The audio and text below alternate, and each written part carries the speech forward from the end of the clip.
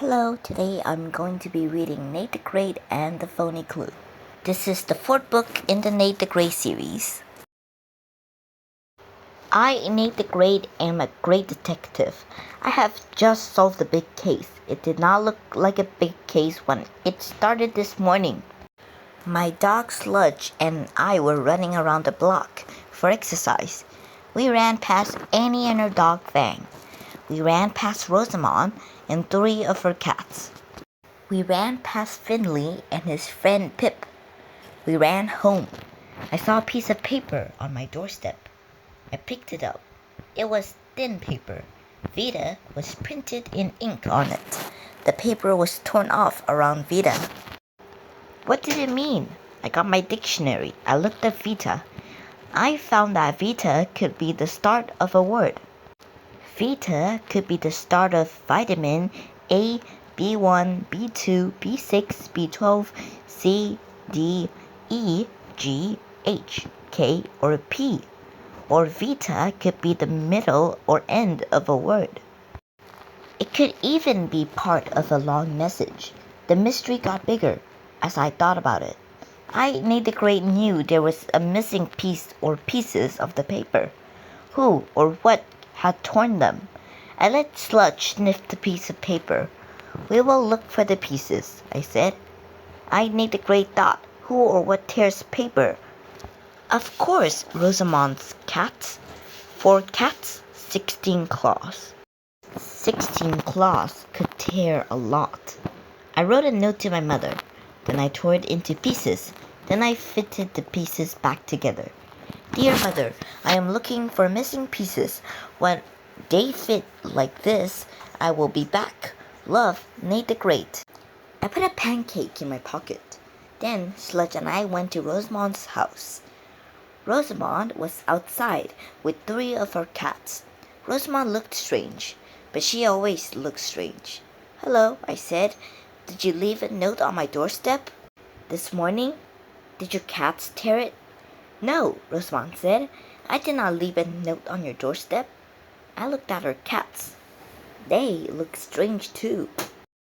My cats have been with me all morning, Rosamond said, except Big Hex. Big Hex spent the morning in his favorite tree. Big Hex tears paper, I said. Yes, Rosamond said. Big Hex tears, rips, scratches, shreds, cuts, slits, and slashes. I see, I said. Did Big Hex tear, rip, scratch, shred, cut, slit, or slash a piece of paper today? Ask him, Rosamond said. I looked up. I saw Big Hex sitting on a branch of the tree. I, Nate the Great, was in luck. I saw a piece of paper stuck on a twig close to Big Hex. Too close. I reached into my pocket and pulled out the pancake. I threw it on the ground. Big Hex jumped down and started to eat the pancake. I reached up and grabbed the piece of paper. Now I had 2 pieces. I put them together. They fit, I said. It is a message. Look, now the paper says, invitation, come to my house at 3. Vita was part of invitation. You solved the case, Rosamond said. No, I said. There's still a missing piece with a name on it. What name? Rosamond asked. The name of the person who wrote the invitation, I said. I, Nate the Great, will find the missing piece. I will find it before 3. I started to leave. Wait, Rosamond said. Big Hex wants to thank you for the pancake. How does Big Hex thank? I asked. With a kiss, Rosamond said. I, Nate the Great, did not want to be kissed by anyone who tears, rips, scratches, shreds, cuts, slits, and slashes. No thanks for the thanks, I said. Sludge and I ran home. It was time for lunch. I made some pancakes. I gave Sludge a bone. We ate and thought. Where was the missing piece with the name on it? I, Nate the Great, had to know by 3 o'clock. Sludge and I started out again. I saw Annie and her dog Fang coming down the street. They were with Finley and Pip. Pip does not say much. Finley says too much. I, Nate the Great, am looking for a piece of paper with a name on it, I said. Why are you great? Finley asked. I solve cases, I said. I find and I find out. Why don't you find a piece of paper? Finley asked. Nate the Great will find it, Annie said. Ha, Finley said. Maybe he's great, maybe he's not. Pip said nothing. Finley and Pip walked away. Sludge turned and followed them. I turned and followed Sludge. Annie and Fang turned and followed me. I saw Finley drop the piece of paper into the sewer and walk away. I looked into the sewer. I did not like the way it looked. But the paper was there. It could be the missing piece. How could I get the paper out? I, Nate the Great, needed something long and sharp. I saw something long and sharp beside me. Fang's teeth. Then I had another idea. I looked down at the paper again. It looked blank.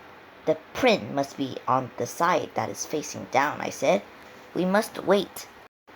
Wait for what? Annie asked. Wait for the water in the sewer to make the paper very wet.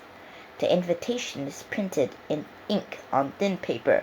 When paper is thin and the printing on it is dark, water can make the printing show on the other side. Then we can read the name. But won't the printing look backward? Annie asked. Yes, but nothing is perfect. I Nate the Great say that nothing is perfect. The paper was getting wetter and wetter. I saw some printing on it. I saw phony clue, I said. I Nate the Great was mad. I had never had a phony clue before. I did not know what to do. I could not find the missing piece. I looked at the pieces in my hand. I Nate the Great thought. Then I said, I am looking at what I have. Perhaps I should look at what I do not have. How can you do that? And he asked, when you do not have it. Look, I said, when I put the two pieces together, the empty space that is left is shaped like a boat. So the missing piece is shaped like a boat. I Nate the Great will look for a paper boat. What if you can't find it before 3 o'clock? And he asked. Then I am sunk, I said. Sludge and I walked and thought. I Nate the Great had seen a boat today, but where? It was not on the Atlantic Ocean. It was not on the Pacific Ocean. It was on a paper ocean. Sludge and I ran to the paper ocean. The paper boat was there. I fitted my pieces of the invitation around it. Aha! They fit. The paper boat was the missing piece. The paper boat was blank. It did not tell me anything, or did it? Now I knew that someone wrote an invitation to me and did not sign it. The same someone tore the invitation into pieces and left one piece on my doorstep, and put one piece in the tree and pasted one piece on the paper ocean. Someone did not think that I Nate the Great could find out who the someone was. Someone was testing me. I looked at the paper boat on the paper water. Paper and water. I had just seen paper in water, the phony clue in the sewer. I Nate the Great had an idea. Sludge and I ran home. I filled my sink with water. I took the two pieces of the invitation. I turned them over. I put them in the water. Now the printing on them was wet and backward. I Nate the Great looked at the printing. There was that funny again. The printing was the same as the printing on the phony clue. I Nate the Great knew the case was solved. It was not yet 3 o'clock. This was an invitation. I wanted to answer exactly on time. Sludge and I ran around the block and around the block until it was 3 o'clock. Then we went to Finley's house. Finley was with Pip. Pip did not say anything. It is 3 o'clock, I said, and I Nate the Great am here. I have answered your invitation, Finley. Finley gulped. I Nate the Great say there's no such thing as a phony clue. The printing on your phony clue is the same as the printing on the invitation. You wrote the invitation, you tore it into pieces. Finley gulped again. Pip opened his mouth. At last he had something to say. I win, he said. I told Finley that you would solve the case by 3 o'clock. I lose, Finley said. You're a great detective. Thank you, I said. I knew the grade felt great. I was glad the case was over. Sludge and I started to run. We ran past Annie and Fang. I solved the case, I said. I knew you would, Annie said. Annie and Fang started to run beside us. We all ran home for pancakes and bones. This is the end of the story. I hope you guys enjoyed it.